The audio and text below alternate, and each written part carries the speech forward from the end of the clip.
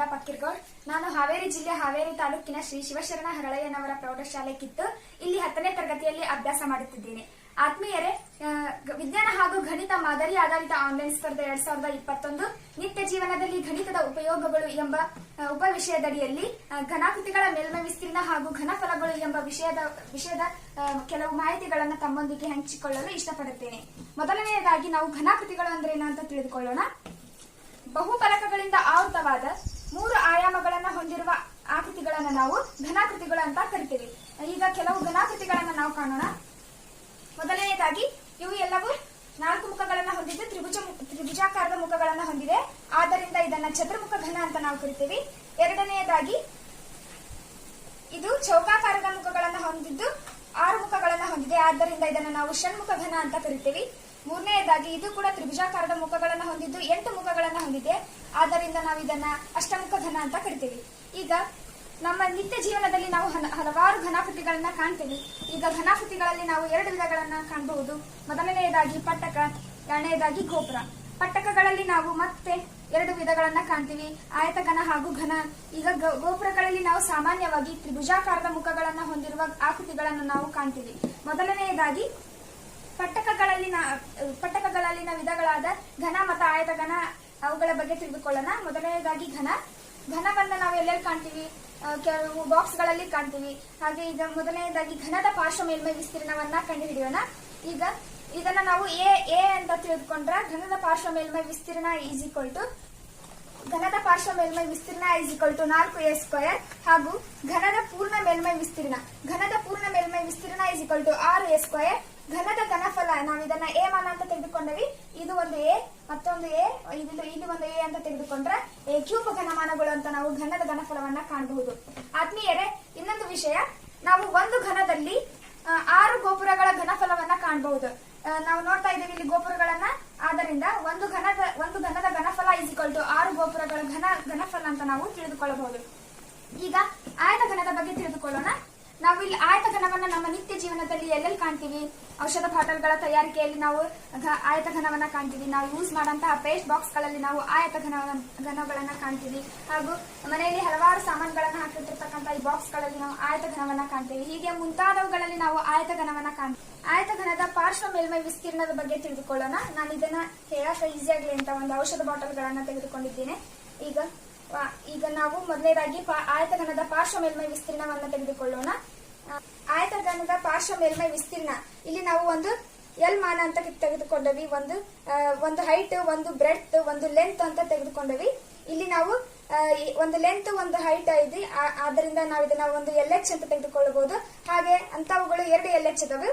ಆಮೇಲೆ ಇಲ್ಲೊಂದು ಹೈಟ್, ಒಂದು ಬ್ರೆಡ್ತ್ ಅಂತ ತೆಗೆದುಕೊಂಡಾಗ ಒಂದು BH ಇಲ್ಲಿ ಕಾಣಬಹುದು. ಇಲ್ಲಿ 2 BH ಗಳನ್ನ ನಾವು ಕಾಣಬಹುದು. ಆದ್ದರಿಂದ ಒಂದು BH ಮತ್ತು 2 BH. ಆದ್ದರಿಂದ ಆಯತಘನದ ಪಾರ್ಶ್ವ ಮೇಲ್ಮೈ ವಿಸ್ತೀರ್ಣ is equal to 2h × L + B ಚದರಮಾನಗಳು ಅಂತ ನಾವು ಹೇಳಬಹುದು. ಈಗ ಪೂರ್ಣ ಮೇಲ್ಮೈ ವಿಸ್ತೀರ್ಣದ ಬಗ್ಗೆ ನೋಡೋಣ. ಆಯತಘನದ ಪೂರ್ಣ, ಈಗಾಗಲೇ ನಾವು ಆಯತಘನದ ಪಾರ್ಶ್ವ ನೋಡಿದ್ದೇವೆ. ಈಗ ಪೂರ್ಣ ಮೇಲ್ಮೈ ಎಂದಾಗ ಮತ್ತು 2 ಈ ಭಾಗಗಳನ್ನ ನಾವು ನೋಡಬಹುದು. ಆಗ್ಲೇ ಹೇಳಿದಾಗೆ 2 LH 2 BH ಅದಾವು. ಈಗ ನಾವು ಒಂದು ಲೆಂತ್, ಒಂದು ಬ್ರೆಡ್ ತೆಗೆದುಕೊಂಡಾಗ ಇಲ್ಲೇ LB ಅಂತ ನಾವು ಕಾಣಬಹುದು. ಇಲ್ಲಿ ಕೂಡ 2 LB ಗಳು ಉಂಟಾಗ್ತವು. ಆದ್ದರಿಂದ ಆಯತಘನದ ಪಾರ್ಶ್ವ ಪೂರ್ಣ ಮೇಲ್ಮೈ ವಿಸ್ತೀರ್ಣ is equal to 2 × LB + BH + HL ಚದರಮಾನಗಳು ಅಂತ ನಾವು ತಿಳಿದುಕೊಳ್ಳಬಹುದು. ಆತ್ಮೀಯರೇ, ಈಗ ಆಯತಘನದ ಘನಫಲವನ್ನ ಕಾಣಬಹುದು. ಆಯತಘನದ ಘನಫಲವನ್ನ ನಾವು ಯಾವ ತರ ಕಂಡುಹಿಡಬಹುದು ಅಂತ ನೋಡೋಣ. ಇಲ್ಲಿ ಒಂದು ನಾವು ಹೈಟ್, ಒಂದು ಬ್ರೆಡ್ತ್, ಒಂದು ಲೆಂತ್ ಅಂತ ತೆಗೆದುಕೊಂಡವಿ. ಇವುಗಳನ್ನೆಲ್ಲ ಸೇರಿಸಿದಾಗ ಆಯತಘನದ ಘನಫಲ is equal to L × B × H ಘನಮಾನಗಳು ಅಂತ ನಾವು ತಿಳಿದುಕೊಳ್ಳಬಹುದು. ಈಗ ನಾವು ಅತಿ ಪ್ರಮುಖವಾದದ್ದು ಘನಾಕೃತಿಗಳ ಬಗ್ಗೆ ತಿಳಿದುಕೊಳ್ಳೋಣ. ಮೊದಲನೆಯದಾಗಿ ಸಿಲಿಂಡರ್. ನಾವು ಈ ಸಿಲಿಂಡರ್ನ ನಾವು ಎಲ್ಲೆಲ್ಲಿ ಕಾಣ್ತೀವಿ? ಮನೆಯಲ್ಲಿ ಅನೇಕ ಧಾನ್ಯಗಳನ್ನ ಹಾಕಿಟ್ಟಿರ್ತಕ್ಕಂಥ ಡಬ್ಬಿಗಳಲ್ಲಿ ನಾವು ಸಿಲಿಂಡರ್ಗಳನ್ನ ಕಾಣ್ತೀವಿ. ಈ ತರ ನೀರಿನ ಕೊಳವೆಯಲ್ಲಿ ನಾವು ಸಿಲಿಂಡರ್ನ ಕಾಣ್ತೀವಿ. ಹಾಗೆ ರೈತರು ಔಷಧಕ್ಕಾಗಿ ಔಷಧ ಬಾಟಲ್ಗಳನ್ನ ತರ್ತಾರೆ, ಕೀಟನಾಶಕಗಳನ್ನ, ಅವುಗಳಲ್ಲಿ ನಾವು ಸಿಲಿಂಡರ್ ಅನ್ನ ಕಾಣ್ತೀವಿ. ಹೀಗೆ ಮುಂತಾದವುಗಳಲ್ಲಿ ನಾವು ಸಿಲಿಂಡರ್ ಅನ್ನ ಕಾಣ್ತಿರ್ತೇವೆ ನಮ್ಮ ನಿತ್ಯ ಜೀವನದಲ್ಲಿ. ಈಗ ಸಿಲಿಂಡರ್ ನ ಪಾರ್ಶ್ವ ಮೇಲ್ಮೈ ವಿಸ್ತೀರ್ಣವನ್ನ ಕಂಡುಹಿಡಿಯೋಣ. ಸಿಲಿಂಡರ್ ನ ಪಾರ್ಶ್ವ ಮೇಲ್ಮೈ ವಿಸ್ತೀರ್ಣವನ್ನ ನಾವ್ ಯಾಕೆ ಕಂಡುಹಿಡಬೇಕು? ಈ ತರ ಒಂದೇನಾದ್ರೂ ಸಿಲಿಂಡರ್ ನ ತಯಾರಿಸಬೇಕಾದ್ರೆ ನಮ್ಗ ಒಂದ್ ತಗಡು ಮತ್ತ ಏನ್ ಉಪಯೋಗಿಸ್ಕೊಂಡ್ ತಯಾರಿಸಬೇಕಾದ್ರೂ ನಮ್ಗ ಅದ್ರ ಅಳತೆ ಕಂಡುಹಿಡಿಯಕ ಒಂದು ಸಾಮಾನ್ಯ ಬೇಕಲ್ಲ. ಆದ್ರಿಂದ ನಾನು ಇಲ್ಲೇ ಒಂದು ಹಾಳೆಯನ್ನ ತೆಗೆದುಕೊಂಡು ಈ ಸಿಲಿಂಡರ್ನ ಸುತ್ತಾ ಇದ್ದೀನಿ. ಈಗ ಇದನ್ನ ಬಿಚ್ಚಿ ಹರಡಿದಾಗ ನಮಗೊಂದು ಆಯತ ಕಾಣಿಸ್ತತಿ. ಆದ್ದರಿಂದ ಆಯತದ ವಿಸ್ತೀರ್ಣ = ಸಿಲಿಂಡರ್ನ ಪಾರ್ಶ್ವ ಮೇಲ್ಮೈ ವಿಸ್ತೀರ್ಣಕ್ಕೆ ಸಮ ಅಂತ ನಾವು ಹೇಳಬಹುದು. ಈಗ ಸಿಲಿಂಡರ್ನ ಪಾರ್ಶ್ವ ಮೇಲ್ಮೈ ವಿಸ್ತೀರ್ಣವನ್ನು ಸಿಲಿಂಡರ್ಗೆ ಒಂದು ಪಾದ ಹಾಗೆ ಒಂದು ಎತ್ತರವಿದೆ. ಆದ್ದರಿಂದ ನಾವು ಸಿಲಿಂಡರ್ನ ಪಾರ್ಶ್ವ ಮೇಲ್ಮೈ ವಿಸ್ತೀರ್ಣ = 2πrh ಚದರಮಾನಗಳು ಅಂತ ನಾವು ತಿಳಿದುಕೊಳ್ಳಬಹುದು. ಈಗ ಸಿಲಿಂಡರ್ನ ಪೂರ್ಣ ಮೇಲ್ಮೈ ವಿಸ್ತೀರ್ಣವನ್ನ ಕಂಡುಹಿಡಿಯೋಣ. ಇಲ್ಲಿ ನಾವು ಒಂದು ಲಗ್ನ ಪತ್ರಿಕೆಯನ್ನ ತೆಗೆದುಕೊಂಡು ಅದನ್ನ ಸಿಲಿಂಡರ್ ಆಕಾರಕ್ಕೆ ಬದಲಾಯಿಸಿಕೊಂಡು ಈಗ ನಾವು ಇಲ್ಲೊಂದು ಸಿಲಿಂಡರ್ ಕಾಣ್ತಾ ಇದೀವಿ. ಅದನ್ನ ಈ ತರ ಬಿಚ್ಚಿ ಹರಡಿದಾಗ ನಮಗೆ 2 ವೃತ್ತಗಳು ಕಂಡು ಬರ್ತವೆ ಹಾಗೂ ಒಂದು ಆಯತ ಕಂಡು ಬರುತ್ತದೆ. ಈಗ ನಾವು ಆಯತದ ಪಾರ್ಶ್ವ ಮೇಲ್ಮೈ ವಿಸ್ತೀರ್ಣ 2πrh ಅಂತ ಈಗಾಗಲೇ ತಿಳಿದುಕೊಂಡಿದ್ದೇವೆ.